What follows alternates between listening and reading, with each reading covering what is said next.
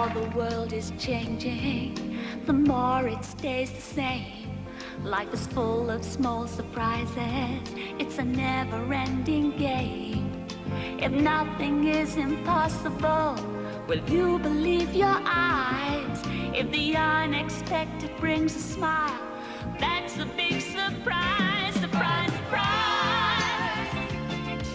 The unexpected hits you between the eyes. The unpredictable, that's the surprise you see. Surprise, surprise. When you found a love that's lost its way, oh, that's a nice surprise. And when you don't know what's in store today, that might bring surprise. It's the greatest feeling in the world, nobody denies. Surprise, surprise. The unexpected hits you between the eyes. The unpredictable, that's the surprise you see. Surprise, surprise. We don't know what's around the corner, living from day to day. We never know when we fall in love, so let it carry you away. Surprise, surprise. The unexpected hits you between the eyes. The unpredictable, that's the surprise you see. Surprise, surprise. Surprise, surprise. It's the greatest feeling nobody denies. It's laughter, love, and joy in disguise. The unpredictable, that's the surprise you see. Surprise, surprise. Well, ladies and gentlemen, here in the studio, and everybody sitting at home watching, we've come to the end of Surprise, Surprise. And I'd like to say a very big thank you to everybody who's taken part, not forgetting our Bob Carroll G's. Hurrah, Bob. Phoenix, hurrah then. And I've taken to going back.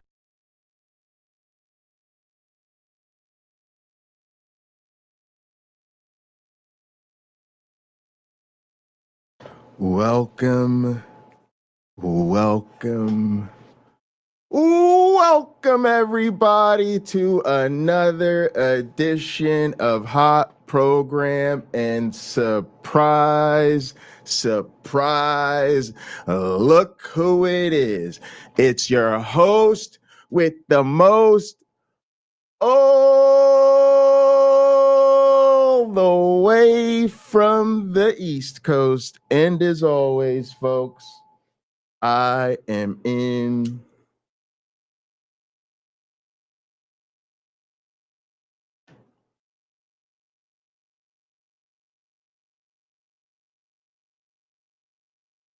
airplane mode.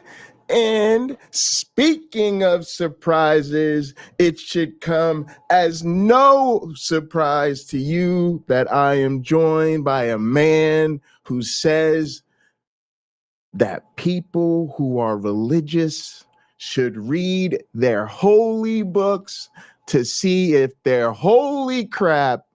A man who needs no introduction. How you doing today? Surprise, surprise. Yeah, another episode of Hot Program. I'm doing great, Pocket Locker. And yourself? I'm all right. Hanging in there. All right. And hello to all our audience. Hello. I should mention to the people that on Thursday, unfortunately, I had to put Sam to sleep. And oh, your little doggy. I'm sorry to hear that. It's unfortunate. He's off to be with Saint Buddy. But yeah, I'm all right. I'm hanging in there. Got a lot of sympathy and condolences from people, so definitely appreciate that. But let's go ahead and get into another episode. We're gonna be actually talking about surprises. It was just kind of on point for today's episode. Yes. Yes, yes. As we were going to be talking about hidden problems for Christianity. It should be a good one. We're going fresh react. It's from the Non-Alchemist. I haven't seen it, but I'm sure we'll have a lot to say about it. It's just I feel like I'm laughing because I'm thinking the elephant to me is the biggest hidden problem for Christianity is that it isn't true. Yeah, get through that one first, and then you'll deal with the others. So yeah, yeah, it's kind of yeah, but I'm sure we're gonna be sort of setting that particular issue aside and maybe talking about some other stuff. So or maybe not, who knows. yeah, one of my interlocutors on Facebook, he asks, why would you give away free Bibles if you think Christianity isn't true? And my response was pretty much so people could read it for themselves. Yes. They don't need me to tell them. They don't need me to Yes. tell them. The truth is readily available. It's All the proof you need to know that this isn't completely historical is right here.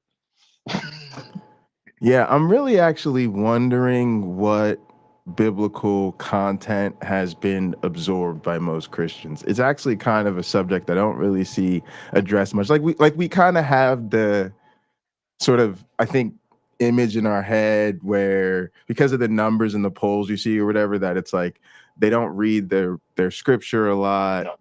No.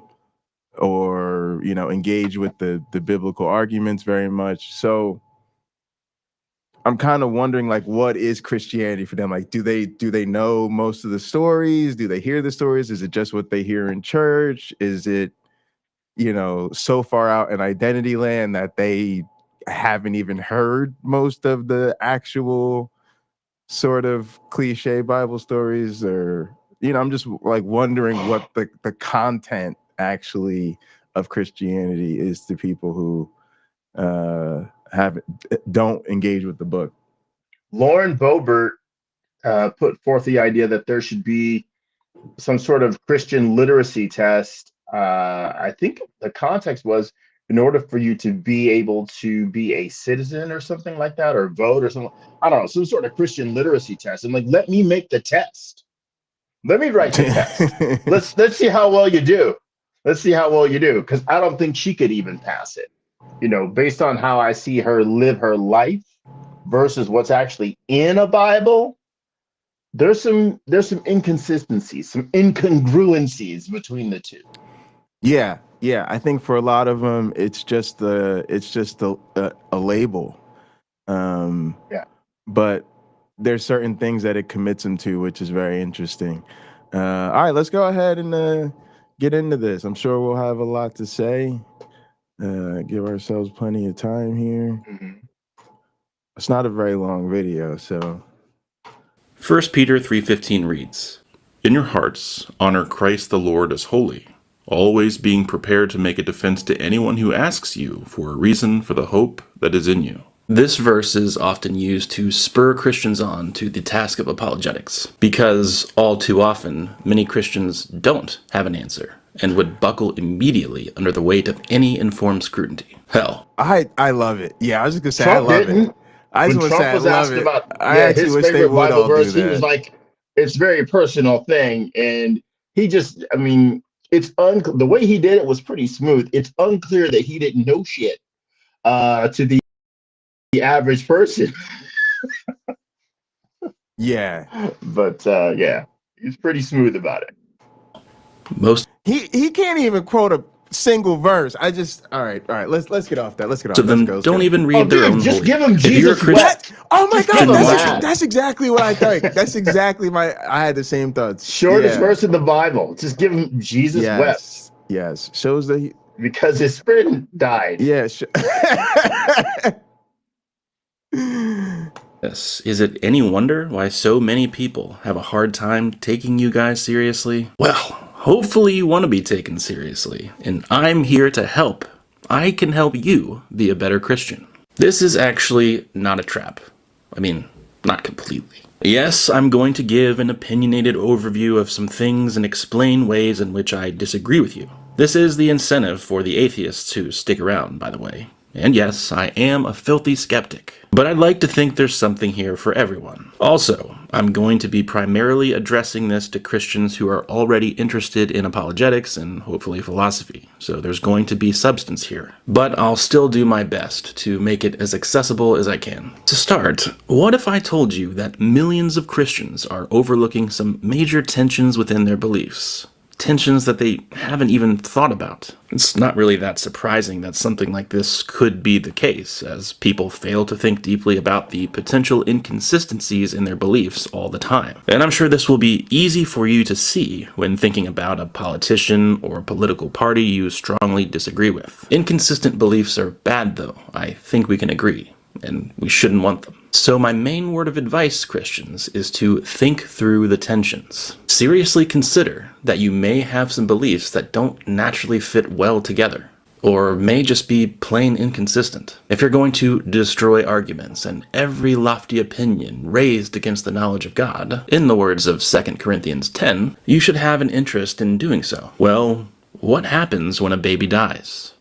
That's a bit of an abrupt transition, I guess. But really, what happens? Among Christians, the answers diverge. Some claim that we can't know that they don't wake up to eternal conscious torment. Yes, I can prove that. That's just the And it's shocking to me that the baby's hat says baby already being labeled and barely out of the womb.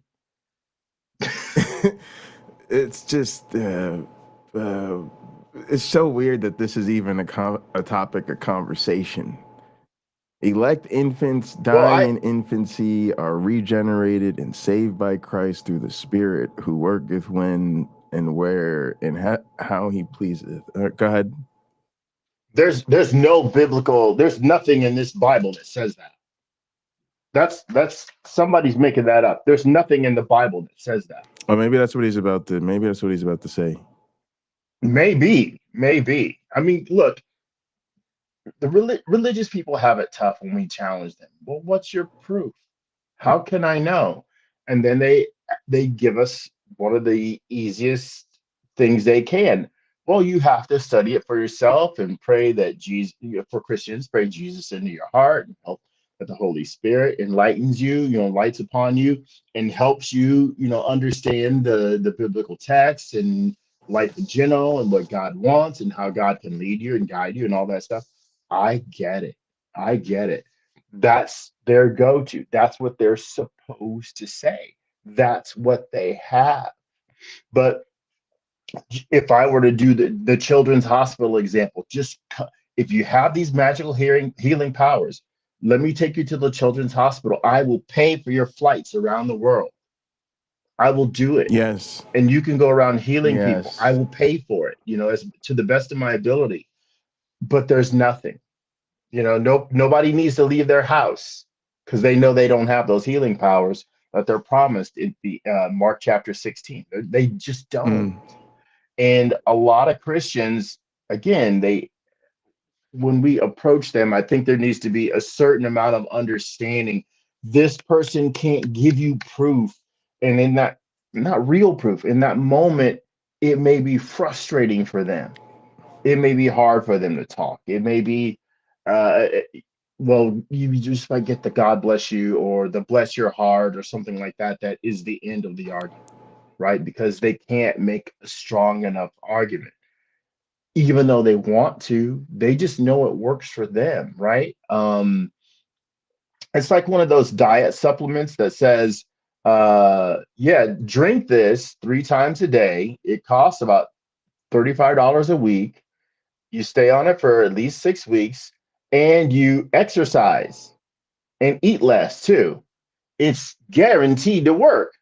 Well, the last 2 work for losing weight, but the supplement may not do anything for you other than be tasty, and rather satisfying and basically be a placebo. It's the other things you do that work. It isn't necessarily the faith that gets you there. It's your hard, like my cousin's husband and her, they're very well off. He built a business. And he came from, I mean, if I'm not going to tell you his whole story, but super humble, living in his car as a high school student kind of stuff. And he's built a multi-million-dollar business. And I asked him, what's the key to your success? Not knowing his full story. And he gave credit to God. Wow. Now, if you were to write his life story out about how he went from obscurity and living in his car as a high school student, because that's kind of what he had to do because of his circumstances, to being able to, to being where he is now, right? His faith would factor in as something that kept him inspired, right? But we would be hard pressed to find an account of an incident where God himself came down here or Jesus came down here and said, look, I'm going to help you do this. I'm physically going to sit here with you in the office and we're going to make this happen, right? We're going to put these shelves up. We're going to get, a phone number. We're going to get a business license. There's nothing like that. There's no story like that. Right. And there isn't for anyone. Except for in books like this Bible. There's plenty of stories like that. There's stories about Apollo doing things, to help people, and Mercury, and so on and so on and so on. But we can't get him to show up today. Nope. I also just think it's interesting that people have that worldview and think these things, and that we even have to have this conversation, but then they're going to turn around and restrict people's reproductive rights because they're supposedly pro-life. Whereas none of us have this conflict with, like, well, what do we do after I guess your all-powerful God, who everything is part of his plan, babies are dying, and then we have to make a decision about what their fate's gonna be after. And some people are like, oh yeah, well, if that baby doesn't, yeah, it's crazy. Well, I just don't want y'all to talk to me about how y'all are pro-life after this. That's all I'm saying. think of how cruel that is. Think of how cruel that is of a family that's faithful. They get lucky enough to have a child, and then as an infant, that child dies. Its only sin might have been what? Wanting a little more of, hugs and kisses from the people that surround it. And so that's maybe that's selfish. Maybe that's just love. But God decides to take this baby away from those people. And how does God mean that for good? There was something put on Facebook about how the Holy Spirit's not associated with evil. It can't associate itself with evil. Don't worry, viewers. I provided a few examples from the biblical text where there was definitely some evil going on, and it appears the Holy Spirit was directly involved. So that being understood, what they're willing to accept quite often is that ultimately there is some divine plan where everything works out fine. And Bishop John Shelby Spong made the excellent point that when God gives Job in the book of Job more children after I think he had 10 children or 7 children, I forget. But after Job's original children had died, it's still not fair. They're not a replacement for what he lost. Nothing replaces what he lost when he lost his children. Sure, he got his money back and all that stuff. That's fine. But the people, you can't replace those. They're just gone. His original children, they're just gone. And I think a lot of Christians really wrestle with trying to create acceptance in their mind where if it is God's will that their baby's gone, that's cruel. Or born sick, right? Like a kid born with its heart on the outside or some serious lung issue where they're just not going to make it very well. Or mothers that give birth to a stillborn child. There's all these things. And what kind of God do you have if that is its will? What kind of monster does Yeah, that? yeah. It's interesting. It's like it makes no sense to me to you just can't tell me that that's a moral being, that's part It's of its plan. There's no no way. way. There's no Look, way. he's upset with Pharaoh because Pharaoh won't let the Hebrews leave Egypt. So he kills the firstborn of Egypt. So he's pissed off at one guy. So he kills hundreds of thousands of people potentially. He's upset that David numbered Israel. So he kills like 70,000 people. He's upset that David had an affair.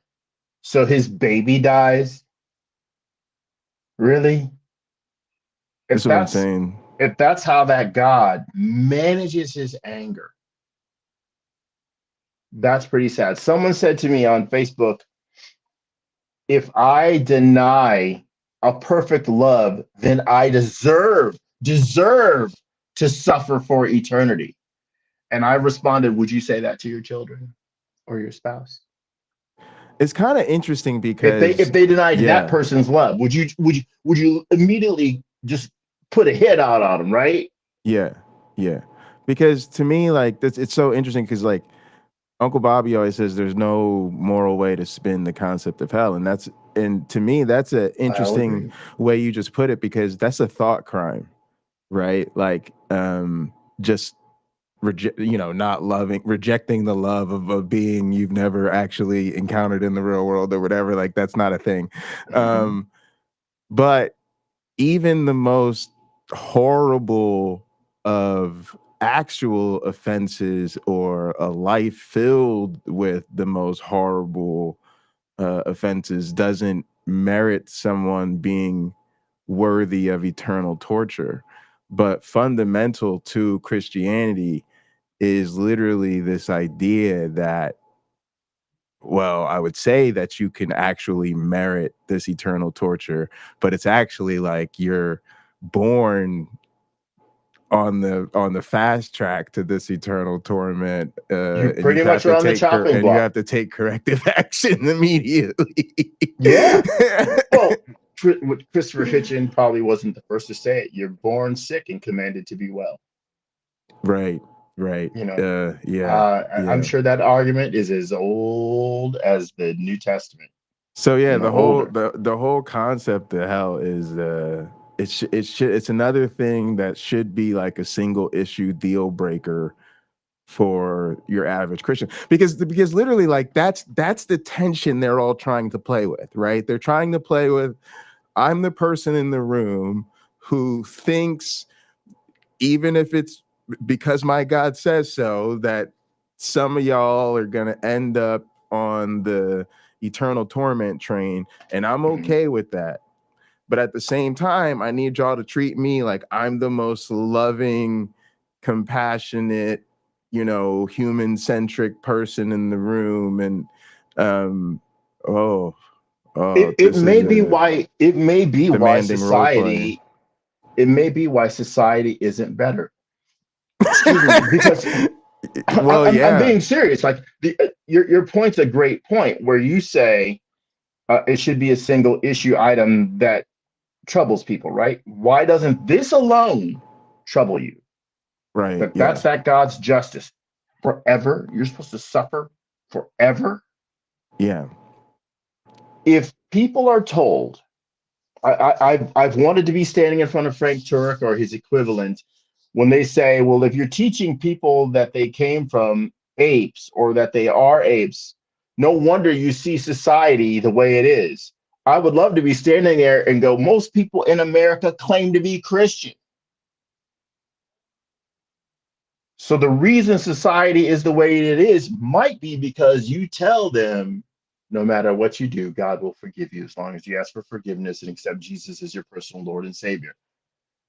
That is a license to do ill nonstop. Basically, I'll just keep repenting.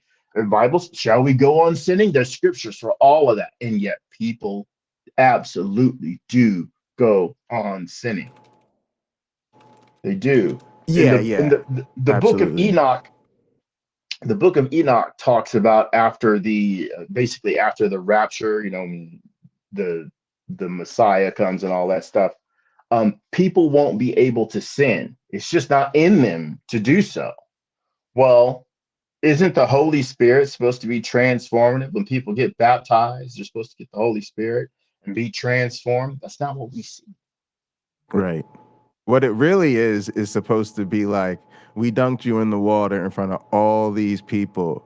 Now you better keep up, right? It's like, it's more Right. encouragement to keep up the The act. the community is going to hold you to account. And not only that, I'll say it because it's community. The community is going to assist you in maintaining that level of uprightness. So Yeah. you're not on your own here. We'll all help you and we'll all hold you accountable. So don't masturbate. Don't stare at that woman's backside. Don't ogle at that guy over there. Don't covet your neighbor's property. In fact, give all your property up and I'll have everybody else in the community do the same. So if you need something, it's like the library. You just go get it. If you need a sewing needle, you just go get it. You can get it from anybody in the community. It belongs to everyone. Okay. That's not the way it works. That's Yeah. not today. It might have been like that for some small Christian communities in the first century. We don't see that today. Yeah. I laughed because you said maybe that's the reason things are the way they are. And it just reminded me of like mission work, because I had never really thought about how much effort the religions put into their missionary trips and that type of thing, but they're really just opportunities for proselytizing and them feeling good about themselves, because they just have to do generation after generation after generation after generation of missionary work, because things don't materially change for the people that they're missioning to. Things are the same. They're still dealing with all their issues. The Christians aren't really bringing them real solutions. They might get some old T-shirts that are shipped over there as well, There it stuff like is. that. Yeah, Somebody yeah. somebody might dig a well. But the missionaries got some cool pictures with, the kids and all Brown this type people. of stuff. Yeah. Picture of brown people, thumbs up, holding a baby, all that Yeah, stuff. exactly. Yeah. I can't, I'm unwilling to say they do absolutely no good. One, that might make that missionary who goes home after 6 months, 2 years, or whatever, they might become a more compassionate, understanding person. And that absolutely does help the world become a better place. I don't want to demean that.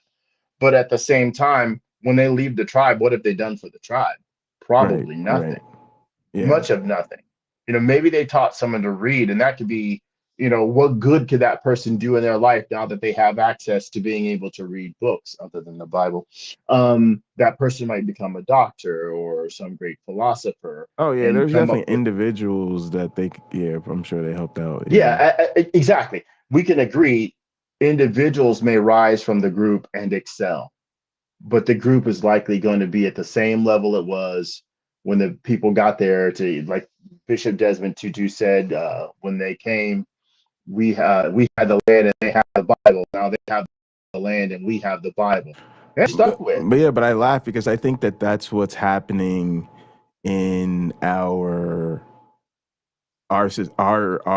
culture too, but we don't think about it that way, because again, we just have, like you said, like so many people in America that still identify as a Christian, so much of our leadership, and we have the means to materially improve our conditions, but we don't.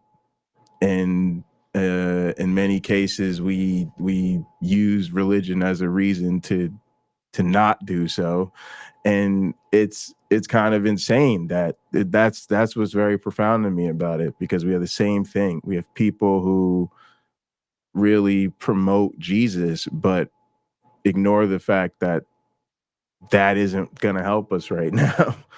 That's not what we need. That's not Yeah, what we yeah. need. When And they think they're on mission at home, I guess. well, the easy test, if you have a headache, do you pray or do you take an aspirin? I have a thyroid issue. If my endocrinologist said, I'll pray for you, And I'll say, can you write me a prescription? Is there something I can take that will help me? And she, with her vast knowledge of endocrinology, will say, we have several options. If I go to the pharmacy and I should try it, I should go to CVS and say, I was handed this by my doctor. She said she couldn't put it in the computer and just slide that prescription form across the counter that says prayer. Dear God, and such, with a prayer on there. Is that going to be effective? No. Last year, when I almost died, August 6th, I was in one of those triage centers in the emergency room. The person next to me, they didn't have operating theater available. They had to go into this person's brain. I could hear the curtain was drawn. They had to go into his brain to alleviate some pressure, or there was like a blood vessel or something like that. Let's compare. Thank you, my love. Let's compare that, how effective that was. Huh? I have water. Thank you.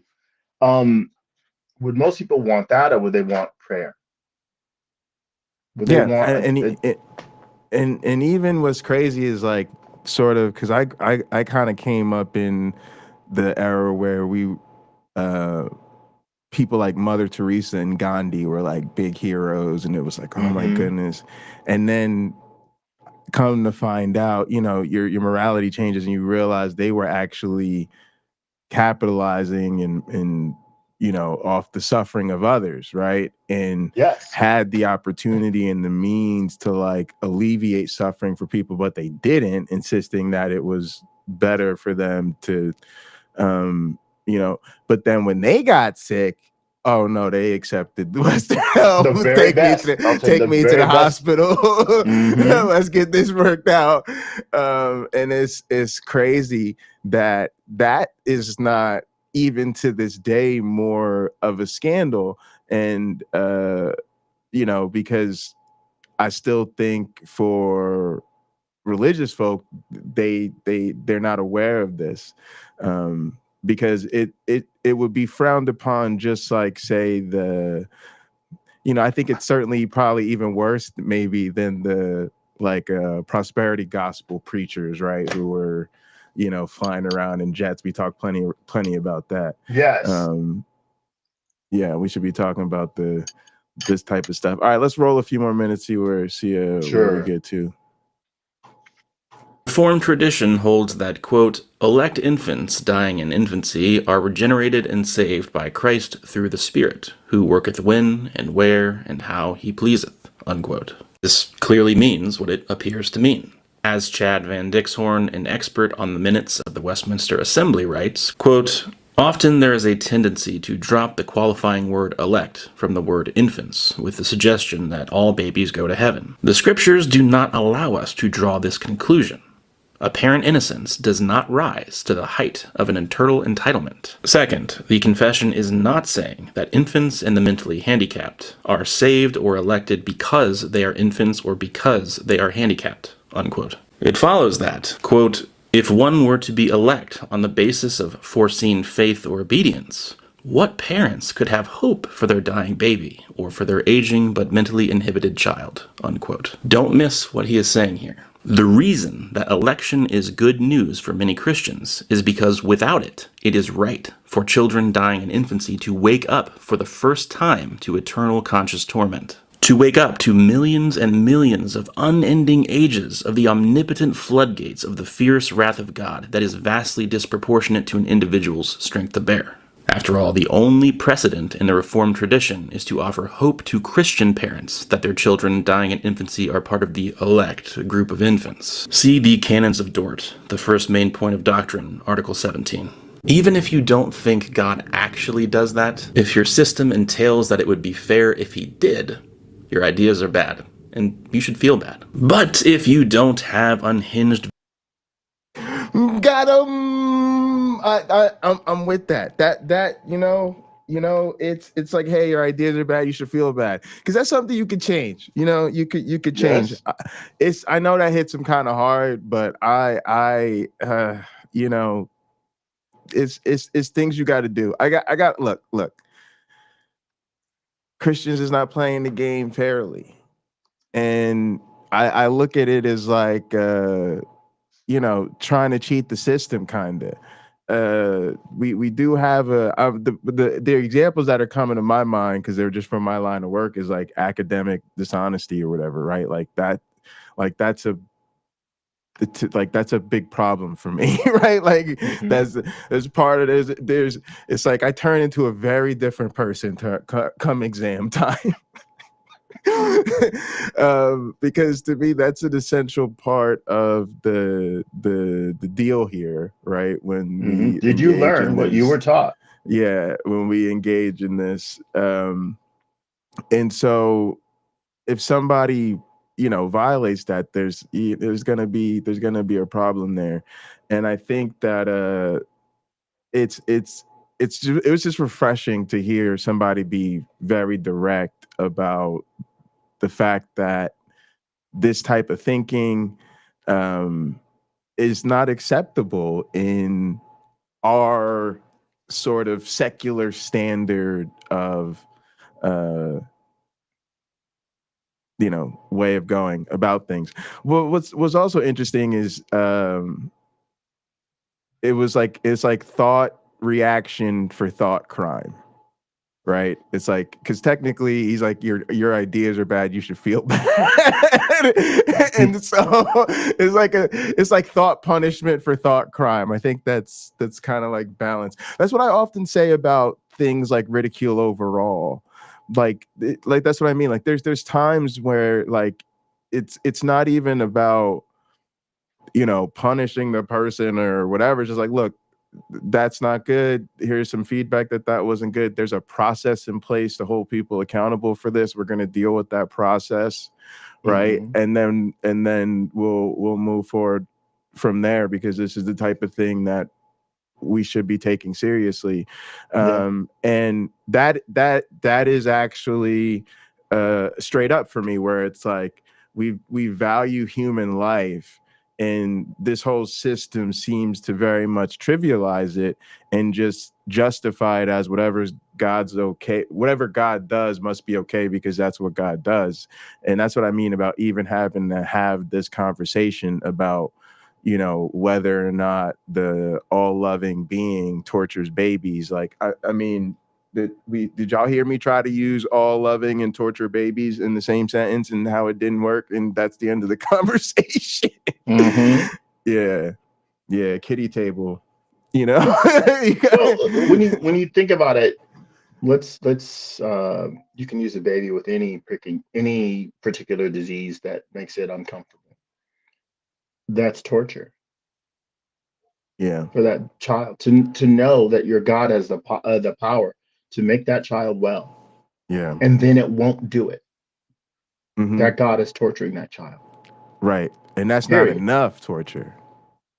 Yeah, exactly. That is for that God. If that kid somehow survives, by the grace of that God, survives into adulthood and is a bit reprobate, it's still not enough. Literally, a million years of suffering is not enough to satisfy the thirst for that God terrorizing that person. It's not enough. Maybe that's the argument I should be making when I argue with Christians on Facebook. It's not. How long is enough? Yeah. And how long? And the thing too is like death is ugly, and it's such a horrifying thing to have to watch creep up on something. Like my grandparents are getting up there and they're declining health, and the things that I hear are going on with them, and the things that the people that love them have to experience to support them and care for them during this time is horrible. And then I'm literally sitting there thinking, like, you know, I have no illusions that I deserve any kind of special treatment, and my body reminds me with minor betrayals every day that ultimately the big betrayals are Yet getting to come. closer and closer every day. Well, But you know, I'll, it has me going just quickly. Just that is this how your God treats the people that dedicate their lives to Him? You know, the yes. people that literally, you know, they're dedicated to their ministry and have been, you know, for a lifetime plus. And it's just you just go, wow, you know, it's literally like somewhere in the back of my head, I almost like wish there was a God to bless them for all they've sacrificed for them, and you know, it help ease it's like damn. My dad used to say, if your grandparents aren't gonna go to heaven, there's no hope for the rest of us. Yeah. But when I see I've what heard people they're say things like that. yeah, Well, yeah. Go ahead. the Christian argument is probably going to come down to I forget which verse it is, where basically Paul is saying, "My grace is sufficient for thee." The grace that God gives this person um, is enough. Yes, you have the good and the bad. They come from the same place essentially, except for when it's convenient to blame Satan, right? Right. If the bad isn't transformative to make you a better person, or to make you let go of some sort of possession that you're clinging to, then yeah, it's the work of Satan. But when it makes you, I'd say, more refined, right? It's the refiner's fire. Yep. Then it's clearly God at work. And hold on to your faith and stand fast. You will be delivered. Absolutely. Uh But you mentioned aging. You mentioned aging, something I'm keenly aware of because I think I got like almost 20 years on me. Um, if there is a God, aging is done wrong, let's say. Um, People, their mind gets a little slower, their bodies get weaker, things start to break. Now we live at a time where they can give you a new hip, a new shoulder, things like that. They can rebuild you to some degree. For me, I got a computer living inside of me or going and working inside of me or whatever, um, to keep me going. Uh, why? Why not just have those things continue until it's your time to go? Everything works great until it's your time not to be here. yeah. But maybe one could say, you could justify it this way, and this would be another myth, right? It's the way that the gods have chosen to show all people, young and old, that as you get older, you need other people more, whether you need it or not, whether you knew it or not. You need them more, and you need their help, and you need their patience. I just took a neighbor of mine to one of her doctor appointments this week, the last week rather, because I wasn't, I didn't have to go into work, so I said, well, I'll take you. Don't worry about it. So me and my fiance took her. So she, used to being on her own and very dedicated to her independence at 88 years old, takes a deep breath as she has to rely on other people for just a little help. Okay, that's actually a natural thing. But if the gods were not cruel, it wouldn't be that way, Right. Right.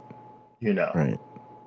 And But yeah, whatever. yeah, and that's what I was saying. That's the one thing I feel like, or one of the things that the religious perspective I think misses out on is the appreciation for how much so many of those things are true, but there's no need for this supernatural explanation of them, and then you Yes. kind of miss out on uh whatever beauty reality is trying to offer you. So for me, like you know, because that a lot of that speaks to that circle of life type of way, and it almost reminds me of, you know, I don't even want to say religions, but excuse me, worldviews that really that you sometimes hear about spoken about, like in like native tribes, where like there was like a awareness of just how much we're a part of nature, just how much we are, and then you would take something like biology and the evidence for evolution, you'd be like, oh look, we fit perfectly in the tree of life. And yeah, you know, the same way we see, you know, packs of animals have to take care of their young and then take care of their elderly, we also have to take care of our young and take care of our elderly. And then that becomes maybe the harshness of there's no, you know, divine plan is tempered just a bit by the fact that we've come to these cooperative states of dealing with it together, right? And it's weird, because there's certainly, I'll be honest, I think there is, like, at least for me, and I think it's sometimes it's maybe my own just peculiar wiring, and I'm not sure how much of it is the religious indoctrination of my youth and early adulthood, but I do think there's something kind of scary about losing your faith in that sense, because of the way I feel like you've been like supported with this ideology that there's this bigger thing, and then there's just nothing, and the then it's world is gone. scary. Yeah. Well, But so I'll just be honest, but I think that you kind of learn to cope a little bit with appreciating, you know, how we've evolved to cooperate and take care of each other. Go ahead. Well, I think I had it easier than most because I had it harder than a lot of other people growing up, and tons of disappointment and things not working out. So as I'm reading through the Bible in earnest for the very first time, going all the way through it, right? Not simply believing, not simply showing up and saying I believe in God, or not going to church and saying I believe in God. When I took the challenge to really study it out and read it, losing my faith in God had it was one of those things that happened, and it was as if nothing changed other than how I was going to speak about it from that day on. That's it. Because thank Yeah. you. Appreciate it. The reliance on God vanished. The accountability to myself showed up in a completely different way. Yeah. To a large degree, I was stagnated in life, and then it came to the point where I realized you got to go get it yourself. God's not going to hand it to you. Sorry, that's not going to happen. Right. And you know, I'm in a very different place than I was from that time, and I should be.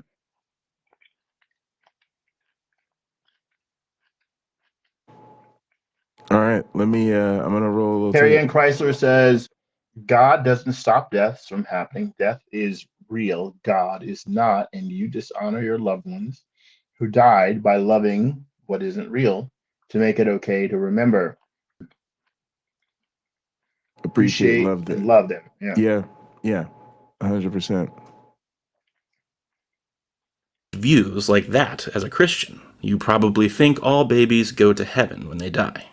They wake up in the presence of infinite divine love and are welcomed into eternal bliss. This is a comforting thought, and maybe we should even extend this to zygotes, right? An uncountable number of you extend personhood to zygotes for no good reason, so why not? Yikes. Anyway, if you do, have you not seen how this creates a lot of trouble for your views? Think about how many pregnancies don't go to term for one reason or another. The numbers are actually staggering. Somewhere around half of fertilized eggs don't go to term.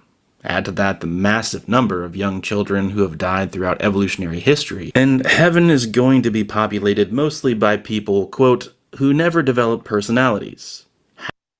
Yeah, all right, cool. I just wanted to pause this real quick and They say can be televangelists. here's an interesting way to one indicator of privilege, or at least sort of the level of privilege in the culture you live in or whatever.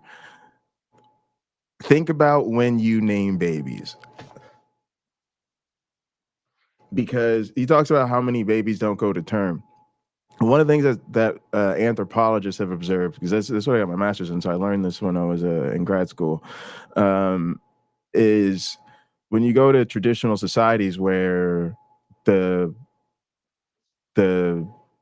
infant mortality rate is really high, people don't name their children until later Oh, because interesting. of how likely it is they might die. It's like it's like kid for a good while. And then once it's like kid's gonna make it, then it's like give it a name.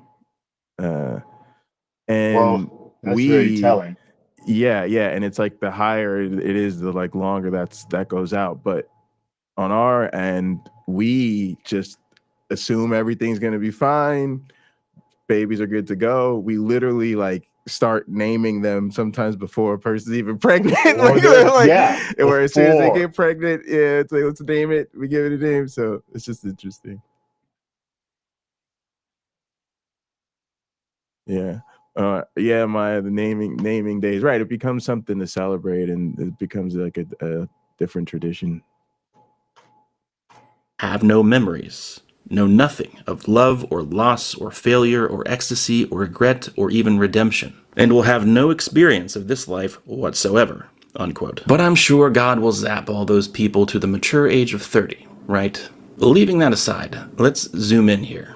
If it's fine for people to wake up in God's ever-loving presence without the opportunity to choose the worst kinds of evils imaginable, or build their character in a place where people do, why is the world like this? It seems like Christians are overplaying their hand if their entire solution to the problem of suffering is to say that such opportunities are the greatest thing ever, and yet most people don't in fact get to have them. Put another way, if free will and soul building, in the kind of context we find ourselves in, are as valuable as people claimed, it would be surprising for a massive portion of heaven's population to essentially wake up there. Surprising for a loving God to withhold the opportunity for vast swaths of creatures to grow in extremely valuable ways. This would be exactly what we would expect, however, if it's not as valuable as claimed. Here's the problem. Those who doubt the reality of a perfectly loving God point out that this is not the kind of world we would expect such a being to create. One rejoinder is that free will and soul building in this kind of context represent extremely valuable ways for us to grow and flourish as persons, and are uniquely valuable out of all the ways we could have potentially done so. That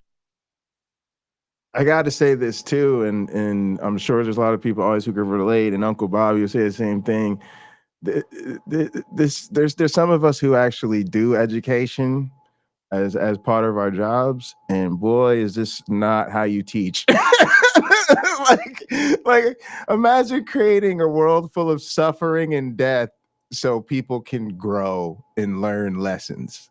You ever heard of a textbook, team Exactly. activity, group You know, projects, I want to discussions? say, I gotta, Pocket Locker, I think that response is maybe better than you know. Um, couldn't we have a textbook to teach us some of these valuable lessons that are painful? Couldn't authors like the ones who wrote the Bible, or Mark Twain, or Maya Angelou, or whoever, William Shakespeare, give us stories out of their imaginations that show us how to deal with hardships when they come along, rather than life actually being hard for a lot of people Yes, a lot we of the could time. we could live in a world where we don't know what it's like to suffer other Yeah, than um through stories, right? true story. And what's interesting about that is sometimes we can't physically experience suffering for a particular person, but their story is enough. we could live in a world where the only time people die of guns is actually when they're playing Call of Duty or Fortnite, because that's actually the only place where they're used. You know, and it's like people could still have, you know, all of those sort of art and cultural things. But yeah, it's interesting. Again, it's just not, it's not the type of world that an all-loving God would create. It's almost sad how like resoundingly defeating of the God model that is. It's almost like too easy to disprove. And yet it's hard to convince people it's not true. It's hard. Yeah. Even Wow. I guess, you know, Wow. maybe we could do an episode on this, but it would need heavy audience participation. Hi, James. Where we ask, what are the ways to get Christians to confront, or whatever religious person to confront, the weakness of their argument, where you don't get away with saying, well, you just have to have faith. No. Your argument isn't very good. And we're trying to explain to you, your argument isn't very good. We know you like it. We know you cling to it. But where is its strength? Where is its, not strength, the validity? Why is it valid? Why are you correct when you tell me that there was this guy named Jesus 2,000 years ago, and he was the literal son of the literal God of the universe that created the literal universe in just 6 days? Well, excuse me, just one day, and took, you know, several days to create the earth. What is the proof outside of the story? Yeah. Show it to me. Yeah. That's back to the first thing he said, which is that really the book says they should be able to do that. They should be able. Well, it's faith, though. It's faith. They need a reason for their hope, right? The reason for their hope in God. That's it. Yeah. Just the reason. So the reason may be, look, I don't want to go to hell, and I believe Jesus came down here and gave me, died on the cross for my sins, and really everybody's sins, for like 3 whole days, dude, and it was all good after 3 days. Yeah, I was just thinking about that. I think that's why that passage is so inadequate for those that would like it to mean, you know, you have to give me some sort of sound argument versus or evidence versus you know, inner testimony of the Holy Spirit. But to them, oh, this is just a passage that says I gotta be ready to give my testimony when called to do so. That is why God puts up with the worst kinds of evils imaginable. But if your own commitments entail, or at least strongly suggest, that free will and soul building aren't as valuable to God as you are claiming, then you've got a problem, because you're cutting off the branch you're sitting on when it comes to responding to the problem of evil. But we're not done, as there's tensions galore in how Christians respond to suffering. According to Christian scholar Peter van Inwagen, Jews, Christians, and Muslims insist that whether God creates a world, that is, whether he creates anything, is a matter of his free choice. Nothing in his nature compels him to create. He is not, for example, compelled to create by his moral perfection, for it is not better that there should be created things than that there should be no created things. It could not be better, for all goods are already contained, full and perfect and complete, in God. As I've said elsewhere, what this means is that the theist, then, the greatest goods must be contained in and modeled by God. And this is so, all without the presence or possibility of evil. Another way to say this is that the greatest goods just are pure goods. Goods that exist without the presence or possibility of being corrupted by evil. Schellenberg explains, every worldly good that permits or requires evil is greatly exceeded by a pure good of the same type existing in God prior to creation. This is interesting. What it forces us to notice and take seriously is that since, say, instances of courage and compassion presuppose evil or its permission, these goods cannot exist in God prior to creation, and yet God is then unsurpassably great. Let me put this slightly differently. According to traditional theism, God embodies the greatest goods there are prior to creation without evil. This entails, or at least strongly suggests, that any world modeling those goods, whether it be only God or some variation of God and creatures with no evil, would be at least as good, if not better, than any world with evil. Given this fact, and given the fact that God is supposed to be a perfectly loving being, it shouldn't be that hard to rule out the possibility that such a being would actualize a world with Auschwitz. And before anyone objects that this would obliterate free will or love or something, no, it wouldn't. I covered that in a video that I'll link in the description. All right. But suppose... All right, that's interesting. And yeah, you know, I actually think that God is I you know, I don't, I'm kind of joking, but I say that God is the objective standard of morality. He's just the floor, not the ceiling.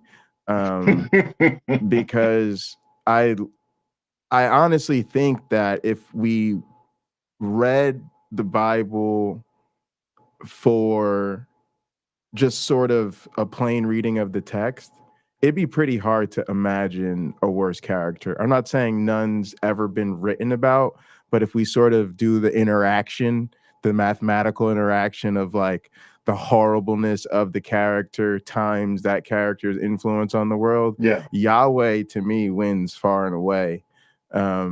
So and it's one of those things where Can I pause you right there? Yeah. If you need to continue, please do. But I want No, go ahead. Okay. So let's deal with what you just said. Let's compare God and Satan. Satan goes around the world according to the lore in the Bible, causing people to sin. And of course that we violate, as a result of that, we violate each other's trust, we hurt each other, and so on and so on and so on. Well, God, if and this could cause us to go to hell, right? If we don't repent, change our ways, and be baptized and so on, and it could cause us to go to hell. So which is worse? The guy that created hell for angels to suffer in, and then just decided one day, you know what, I'm going to open it up for people too. People I don't like, or people that don't like me, I'll open it up for them. Or the one walking around trying to trick people into going. Which one is worse? Yeah, definitely. It's definitely the creator. To me, like Satan's not even in that conversation because God's responsible for Satan. God's responsible for all Satan's evil and plus God evil, and it's just again, it's just like too much because everything's part of his plan. So yeah, Satan. I don't even and it's funny too because I don't know. To me, that's always been a glaring weakness in the Christian worldview that I didn't really get as a believer, but it was kind of staring you right in the face that, you know, God sort of, this was part of his plan and he could have just, you know, not, as they say. You want to not? Well, I think the point that many have made, and including is made in that video there, God clearly had the choice not to create anything. Right. And we can see, look, if it causes any suffering, then don't do it. Don't do it. I'm talking to my fiance about how to drive a car and things like that. And one of the things I mentioned, she doesn't know. She doesn't know. She's never owned she owned a car, but her family used it. So I'm trying to talk about things like courtesy. And if you see someone in their vehicle do something that's dangerous, the best place for that person to be is in front of you and not behind you, because you can't tell what they're going to do. They could ram into the back of your car while you're driving. But if they're in front of you, you can keep giving them space until they get far enough away from you that their actions don't affect what you are doing, right? As I say to her, you're not going to meet by accident. So if God understands this, hey, people are going to be reckless no matter how much guidance I give them. I will need to make sure that this is minimalized. So how can I do that? Not create people. And then the butt hurtness to make them want to suffer eternally. That's not fixing the problem. That's exacerbating the problem. Now, God is also worse than anybody he could create. Yeah. He's Well, worse than anybody he could create. So as you say, he kind of is the best example of the worst possible God. yeah, I mean, Maybe you can give him no good at all, right? He doesn't even let food grow, so everybody who's born starves. You know, so he could be a bit worse, but he's already pretty darn bad. You know, already he's pretty worse darn than bad. Thanos. He's already worse than Thanos. Yeah. And it's crazy the amount of uh violence and stuff that people still do in the name of the supposedly all-loving creature. Like, people still think right now in 2023 that, you know, killing other people to settle territory Ancient disputes territorial scores. is still the thing to be doing. It's unbelievable. But that's Uh, it's to me that what's going on over there is a bit of a lack of an education on the part of the people who are forcing that act into being. Like, look, when the Romans left, just like when the Babylonians came and they carried off the elites, they carried them off. But the poor people, they sort of left there to tend the land in Jerusalem. Those poor people, some of them stayed Hebrews for the most part. But when the Romans came through there, they were sending people off into slavery and they were destroying. They were very vicious. But again, somebody had to tend the land. Those people became the Palestinians because the Romans called the area Palestine. So the way I see it, like, they're killing off their ancient cousins, their distant cousins, yeah, to get the land back. yeah, Let's we'll leave that alone so we don't end up in the wrong We part of set this algorithm today. aside.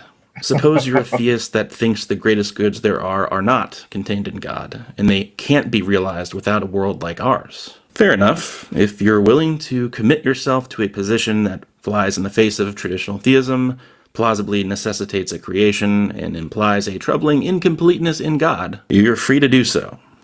But even if you do this, it's not clear how much it helps. Let's say courage and compassion in the face of horrific evil and suffering are amazing goods. Even if so, it doesn't follow that any situation whatever that creates an opportunity for their actualization is worthwhile or even permissible.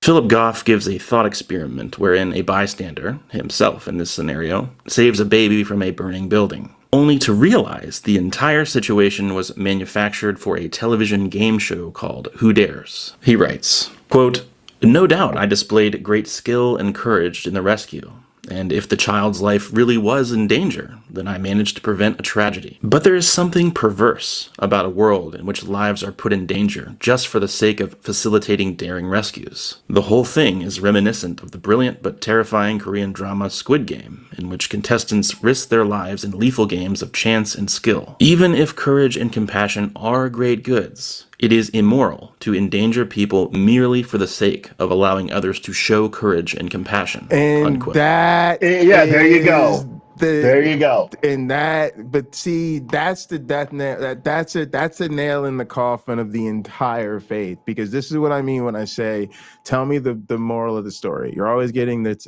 there's a bigger picture, there's the message, and the blah, blah, blah, blah, blah. No, this is the foundation of the entire gospel narrative.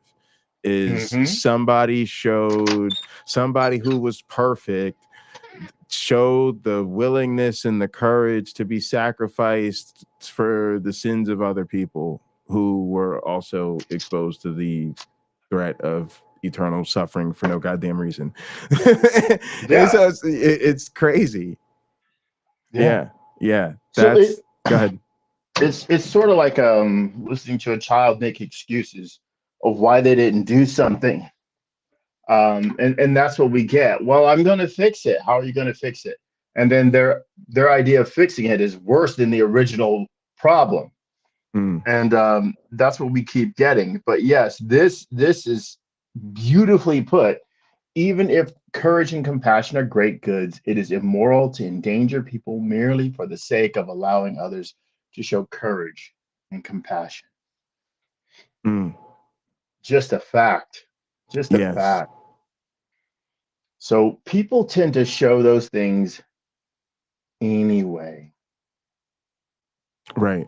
That's how we are. I talked about a guy that lived in my neighborhood when I was growing up. He was a murderer. He ended up murdering people. But if you saw how he treated me, you wouldn't know that was in him.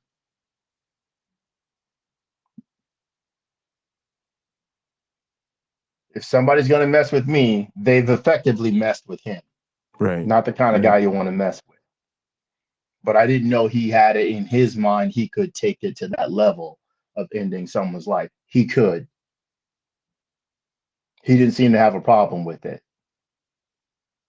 So, the God of the Bible is the same. I'm nice to you, but somebody crosses me. Right. But it doesn't. There was no need for that. There was no need for him to be vicious, right? Being kind to me and maybe some other people that were in my situation, we get it. But the cruelty, that's going too far. And the God of the Bible goes too far with the cruelty. It's easy for him. And what's disgusting about it is he'll say, like, unto the 10th generation, unto the 7th generation, this punishment's just going to go on and on and on. I'll see to it. Why? Yeah. Why? I mean, if it's just to discourage people, you shouldn't have to say it like that. You put it on them. Like, look, this could really cause damage to the reputation of your family. And it can go on for generations and generations. But no, it doesn't say that. God is going to punish them. Right? So, God is going to exclude them. Yeah. So I suspect now that the reason Pontius Pilate is the person who tries Jesus in the book is because he was a procurator of exceptionally cruel reputation. He was a name synonymous with this oof, you want to talk about people that doesn't mess around, dude that'll hang you real quick for a minor infraction, and because there hadn't been a Hitler basically. And I think a lot now, when you use a name like Adolf, we have him like ranked super high on a list of evil people, and it's like it's hard to imagine, a worse thing. Although there have been plenty of people in history who have performed and led other unspeakable genocides, and Popes. we're They in the did middle it with the Crusades. and we're in the middle of a couple right now. But yeah, they did it with Crusades. But I just want to say that, like, Sure. think about, but none of them is on the scale of having killed everything on the planet other than one family. Yeah, in a boat full of animals. Yeah. Mm-hmm. Right. And then watching that all play out and saying, hey, I saved you to give y'all another shot at this, but yeah, maybe that water was a little rust. Yeah, but next time it'll be by fire. And so again, Precisely. It's hard to imagine a character, even in a fiction. Well, thank God it's from a fictional work that literally has that type of ambition. I mean, it's literally beyond. It was my man. Is it's so what I was trying to show is it's just so far beyond any actual human cruelty that we usually imagine of the worst people in history. I wanna add something to this. There are those who would say, and I've heard people say this, I'm sure many of our audience members have too. Why should God do these kind things? Why? Why should God show people mercy? I think the proper thing to say in that instance, when that question is put to us, is, are you asking for me? Or are you asking for you? Because maybe that person is trying to come to grips with how horrific the biblical God can be. And when we're asked that question, we're in the middle of an opportunity to set that person free.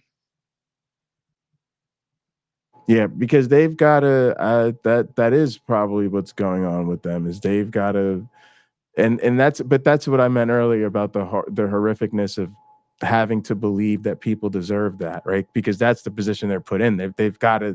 They think they have to say, well, it must be that people deserve it, and then, well, how do people deserve it? Well, what's in the book, and that book is pretty much a condemnation, literally, of existing as a human being as being worthy of that torture. So then they go with that, and it's monstrous. I mean, it really is something.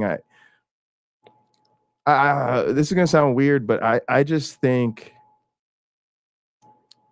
these cults are so detrimental to the human condition that it should be more publicly acceptable to openly oppose their influence on people. I don't think humanity should just be okay with the burden that religion brings on us. It's just it's really hard to. It's for me. It's hard to live through the wasted opportunity. I mean, this comes down to some simple stuff. I mean, most of us probably, hopefully, if you've like, gone through a college like a freshman economics course or something like that, you understand the concept of opportunity cost. I spent $50 over here. I can't spend it over here. And that to me is like what a lot of us, to me, it feels like a lot of us are constantly living through. We're constantly living through a period of time, because I believe there were periods in history where people lacked the means to materially improve their condition. That's kind of why I think if you transplanted most people from history to now, they'd actually be far more reasonable than people now are, because we've almost gotten to a place, especially in the West, where a lot of people live lives that are so comfortable. We literally play political games with each other that like affect our material conditions, because the baseline is so high that some people are willing to be like that. Because to me, otherwise, certain things would be non-negotiables. Like the conversation of whether or not you were liberal or conservative wouldn't include stuff like, do you think we should have free socialized medicine, or that everyone should have access to free college. Like there be so many things that are just like, well, obviously, because anybody can be born anywhere, and like we need to make sure everybody's okay, because I would hate to be born in a situation where I'm not good to go. And then we'd have the policy conversations from there. But instead, we're like, we have this weird thing where people are just remarkably cruel to each other. But yeah, it's just crazy. I wish, I think it's the same thing. Me and Stephanie were talking about this the other day with regard to the struggle of marginalized people, particularly LGBTQ people and people of color, where people don't understand even that with Martin Luther King Jr., when he wrote things like Letter from a Birmingham Jail, he was responding to somebody that was a particular minister, was basically saying, hey, I'm with you, but now's not the time. You got to be patient. Let's have the talk. And the I don't give it. I think Stephanie's going to read it and probably talk about it on the stream. But the theme of his response was the urgency. You know, these are historic deficits that people have been dealing with for hundreds of years, and the material consequences are being realized by marginalized people every single day. So, with all due respect, we can't wait, because our lives are the material conditions of our lives are hanging in the balance, and you're not telling the people who are oppressing us to wait. And That's a strong point. Yeah, and that's where I'm at with even most religious people in my life. Like, even when I look back at some of the conflict I've had with my own family members and stuff like that, I've come to a certain peace with it, because at least I feel like I gave them the opportunity to think about these things, even if I, maybe didn't know the best way to do it. I tried to give them the opportunity that I didn't have, or the opportunity I wish I had sooner. So yeah. Yeah, all right, let's I guess there's just about a minute or so left of this. We can go ahead and play it and then wrap up. There's more that could be said about this, of course, but it's not at all clear that theodicies that sacrifice us like pawns in a cosmic chess game for the sake of actualizing abstract ontological goods really have anything going for them. To summarize, Christians in the apologetic sphere need to do better if they want informed skeptics to take them seriously. To be fair, some of you have thought about these things, but many haven't, and wield a tangled web of beliefs that don't fit well together. So either get rid of the beliefs or get back to the drawing board. That may be hard to do in a theistic framework if you're still a Christian, though. So tap this video next to me to see why Christianity almost certainly is not true.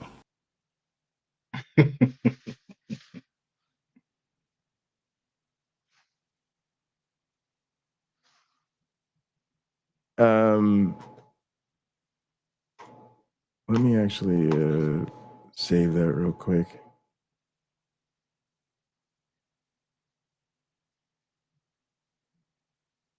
So one of the things that I was thinking about this, and it's gonna sound so basic, but in a real way, I think all of these philosophical and theological conversations we have themselves argue against the existence of God.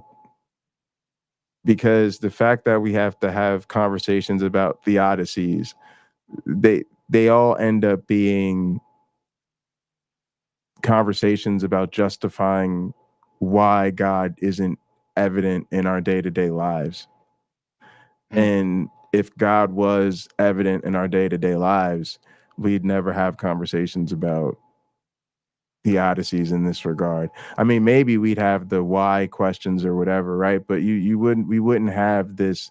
It's almost like the entire field of apologetics is one big um,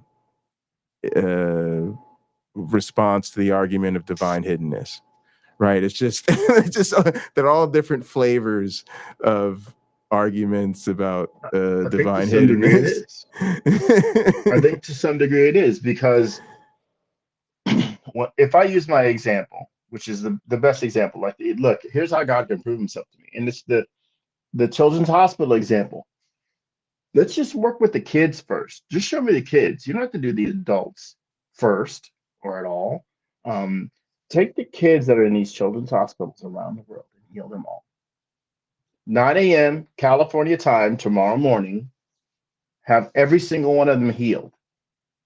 Because does it say more that your God won't do it? Or does it simply say, well, God can't do it? Because we could fill those hospitals with new patients, right, that aren't children. So Yeah. if they're a business, they're going to stay in business. Yeah. But what about those kids? Yeah. The God's not going to do anything. Their situation's going to be the same. You might have a few where their procedures worked and now they can leave tomorrow around 10 a.m. But what about the rest of them? It's not going to make the news that it didn't work. But it would if it did. Yeah. And what I was thinking is interesting is so many universities now have gigantic hospital systems. Mhm. I mean, it might be to the point where they have 4 or 5 different campuses throughout the state or their city or whatever, like that deal with medical issues. We would take one, publicly funded like state university hospital where all the kids in the children's ward got healed and all of the doctors said, oh yeah, God showed up real quick, walked through the halls, said, bless that kid, that kid, that kid, that kid, that kid, that kid. We went on vacation for the next week and a half, and here we are. And so, but of course, that's never going to happen. Yeah, nobody's ever feared that they were wasting their time going to medical school because God might God's show just up going and to heal make them anyway. their efforts redundant. Yeah. Yep. Yeah. Yep. So yeah, I just I know I sometimes sound like a person who just has no compassion for religious belief, but really I'm just very troubled by my own former belief and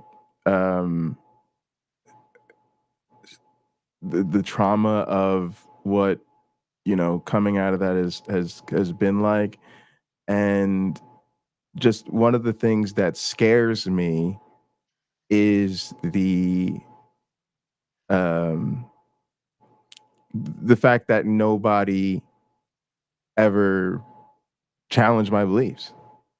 Like that scares me. That I feel fortunate to have found my way out. I feel like I did that largely on my own, and in terms of like social supports or whatever. And it seems like a pretty unlikely route to go. And what bothers me, in a sense, is the inverse urgency of that goes along with judging a person's character.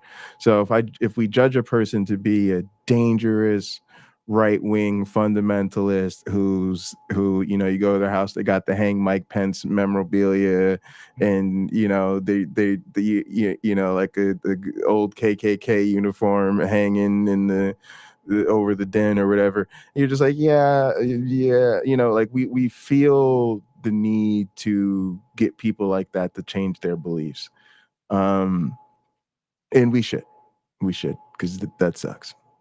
But it feels like the people that don't seem to be threats to us, we don't want to make them uncomfortable. They're not bothering anybody, and so we kind of disregard their maybe silly beliefs, and I think that was me. And I've heard other people on YouTube. I heard God, what was I watching? I think I was watching Neil the 604 Atheist last night, or over the weekend. Yeah. And he had a guest on there who I think runs a channel with her husband, and she was talking about that, like, damn, like, why didn't anybody tell me, and all this type of stuff. And yeah, it's just all I'm getting at is it's tough to do. And I think this video is good. I think, because he's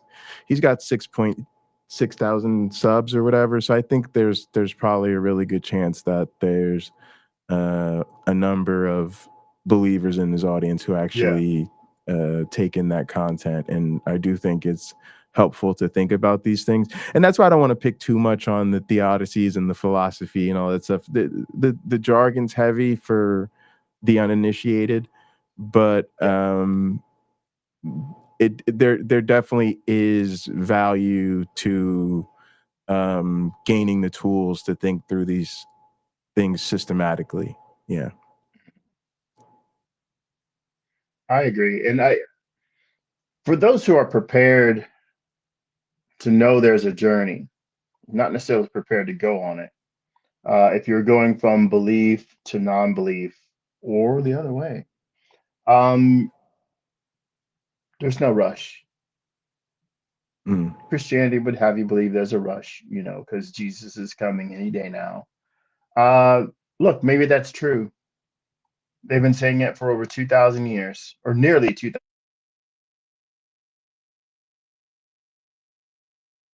Did he just? Yeah, he just went out. He can't hear you.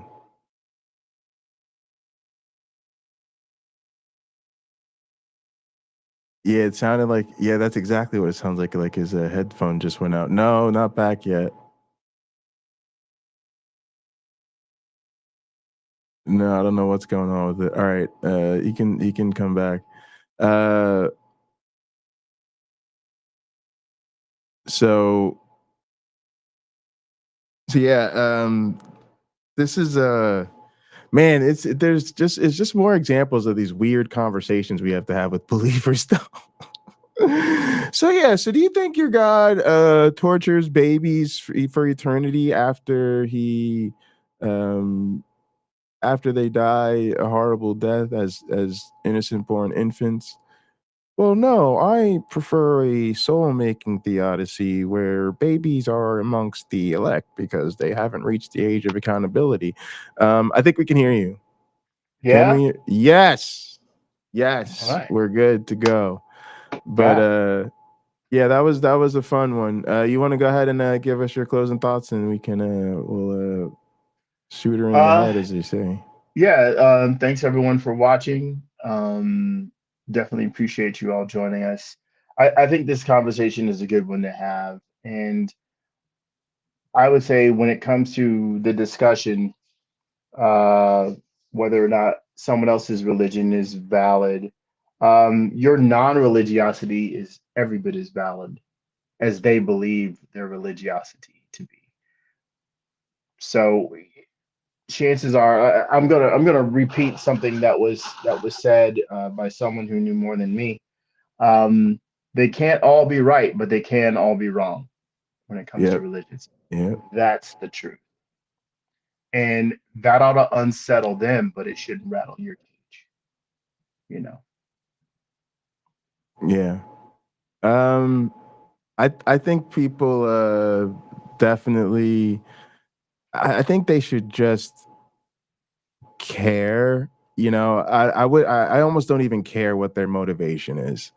I think for me, I wasn't trying to deconvert or question so much when I started the process that ultimately led to my deconversion. I was actually a Christian. I was as a believer. I was interested in getting more tooled in understanding.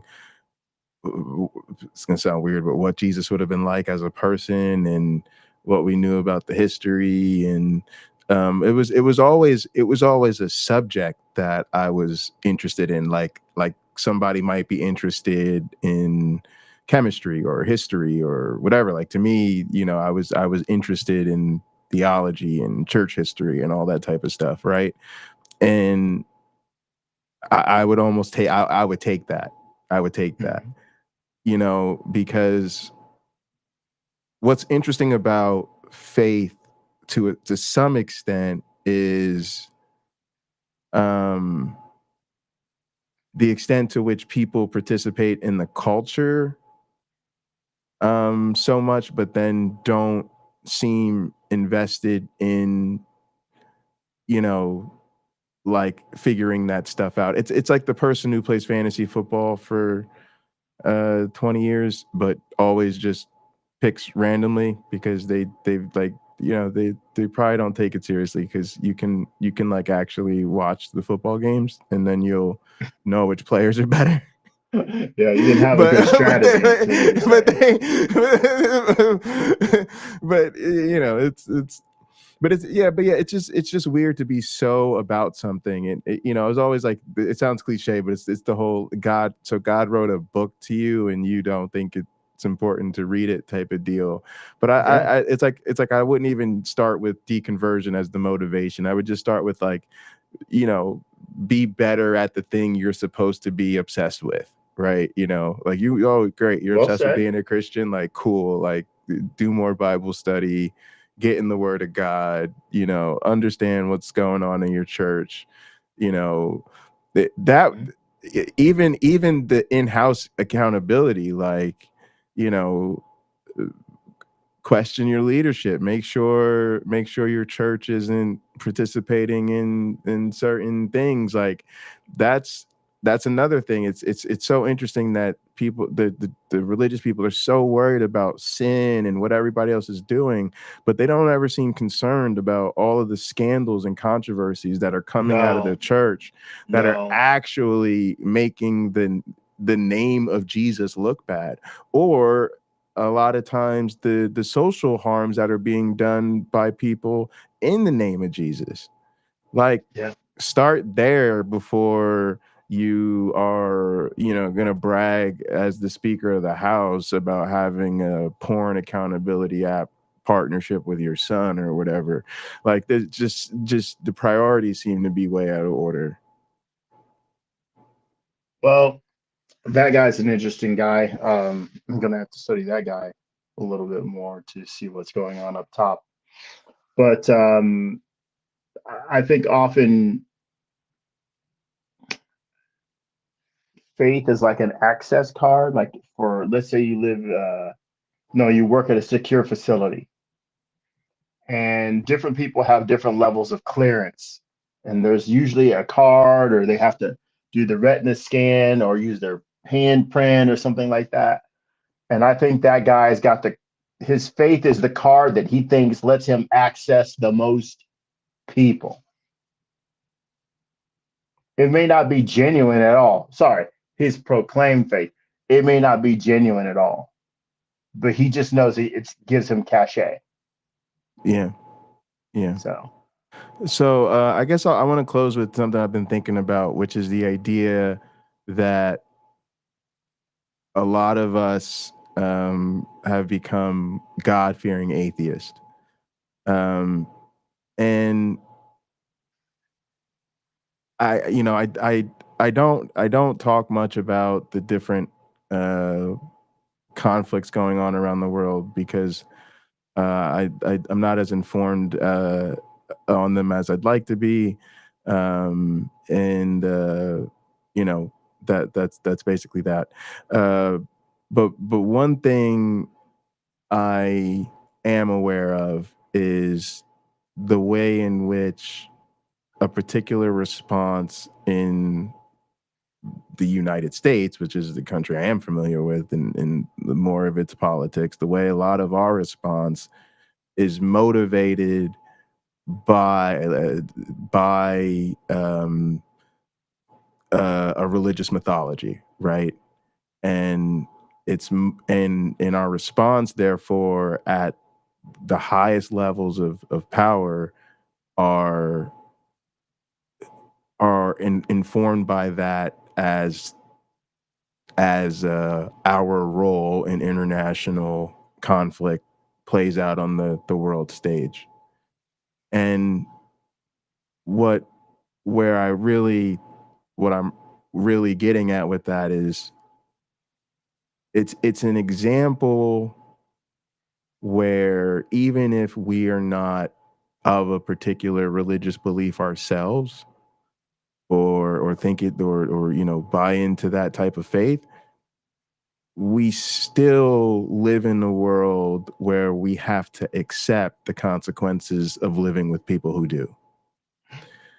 Um, and I put it right in line with sort of some of the great issues of my time, which is like the LGBTQ, the genocide. I think it's become the COVID-19 response, and so many other things. Where I ask myself as a non-believer, what's going to be the red line for us, where we really say, I've just seen enough of this, and I've seen enough to do something different, and I've seen enough to change the way I interact with these faiths, with the people in my, because I think that's the trouble for the people in our lives. I don't actually think that the average Christian is a terrible person, but I think that that person sees themselves in a way that is inconsistent with the a lot of times the actual effect of their beliefs. And so it's like they'd be more consistent with their own values if they were, not incidentally supporting these ideologies, right? Um, and so it just sometimes it's just a question I've been thinking, because if there is no red line for us, if there's no actual thing, right? Because I think these are some of the craziest things to live through, right? Wars, pandemics, cultural and social upheaval, right? These are all things where we're talking about history shifting, people's lives on the line, the material conditions of a person's existence being questioned. I mean, this is not a drill, right? Um, and if there's no red line, then again, in a sense, we've become God-fearing as well, where even as non-believers, we have to give so much of a wide berth to people with religious ideologies that, again, we're just stuck dealing with the mess. It's like I heard somebody say about, like, sort of the history of racism. They spilt the milk, but we still have to clean it up. Yeah, that's just what I've been thinking about, the idea of what it means to potentially be God-fearing, even as a non-believer. Well, I think, I don't know. I'm always pushing tolerance. We have to live together. Um, Other people will cause problems. Other people will solve problems. It's not always going to be us that's doing it, but we are a part of the whole. And you cannot fully separate yourself from the rest of the whole. Yeah, yeah, for sure, definitely. So I think we have to have active minds and maybe be looking for solutions, or sometimes just being the ear that listens to reasons rather than the voice of reason itself. Mm. And just know like that might our roles will change, right? Depending Yeah, on whatever yeah, yeah, situation we're in. yeah, And just know absolutely. one day we might be in the perfect situation that we have been waiting for, because now we have the answer. Whereas maybe last week we didn't, but maybe Right. next year we do. Yeah, yeah. All right, folks. Yeah. Yeah, Lena, that's kind of the thing, right? At the same time, tolerance of child abuse is child abuse. Yeah. Crazy, crazy. Listen, love you guys so much. It's been another great episode. I want to thank everybody in the chat for being here. Please like the videos, subscribe to the channels if you're not already. Leave us a comment if you're watching later, and please, please, please do share with anybody that you think might Yes. enjoy the content. Love you guys so much. We'll be hanging out and gather. Also, like I said, we'll be figuring out something to do a remembrance thing for Sam and Buddy. Uncle Bobby wasn't feeling well today, but we will be in gather, and also we'll be in gather for Thanksgiving. So we'll see what the content this week holds for us. I think I'm going to be on Oz's channel tomorrow night talking about mental health stuff. But definitely hit us up and gather, and you can hit us up every day, but definitely come hang out with us on Thanksgiving if you're home or have some time. So appreciate you guys. There's links in the descriptions for all that good stuff, and as always, be good to yourselves And each other. All right.